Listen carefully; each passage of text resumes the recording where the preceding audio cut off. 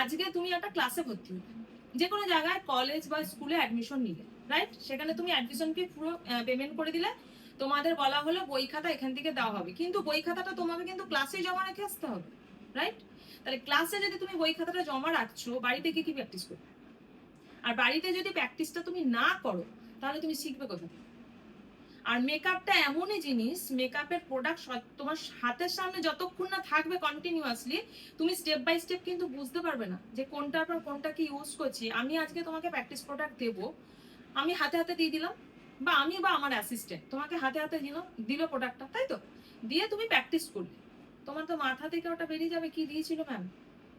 কি আমি আমি ভুল বলেছি না ঠিক বলেছি? আর ম্যাক্সিমাম জনের আছে বিগিনার স্টেজ থেকে। হ্যাঁ, বিগিনার থেকে নলেজটাই থাকে না, প্রোডাক্ট নলেজটাই থাকে না। তাহলে একটা প্রোডাক্ট নলেজ গেইন করতে কিন্তু বিগিনার স্টুডেন্টের কিন্তু অনেকটা টাইম লাগে, ঠিক আছে?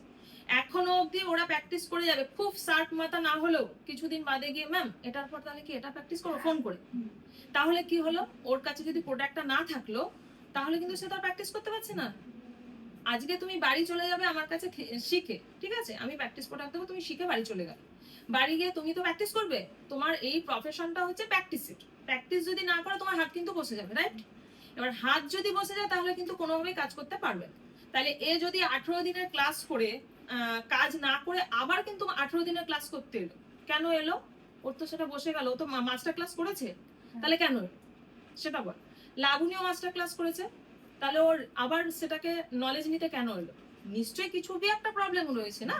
তা এইবার প্র্যাকটিস এই প্রফেশনে তোমরা যদি না করো, কোনোভাবেই দাঁড়াতে পারবে না, কোনো মতেই না। আর তুমি বাড়ি যখন চলে যাবে না, তোমার কাছে প্রোডাক্ট না থাকলে তোমার চাওয়ার থাকবে না প্রোডাক্ট আমি কিনি, এটা তুমি মাথায় রাখো, বুঝেছো?